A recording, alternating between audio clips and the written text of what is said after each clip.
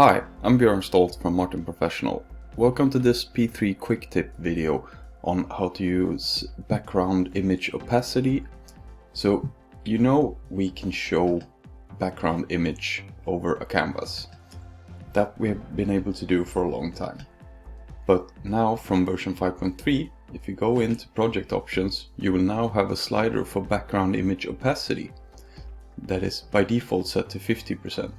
If you set it to 100%, click apply, you see that the background image in the setup view becomes a lot less opaque and just a full-on image.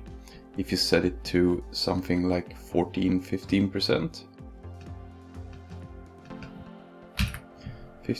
hit apply, you see it's a lot more opaque, so it's a lot less visible. So depending on what you need for your background image, you can set it to any value that suits your needs.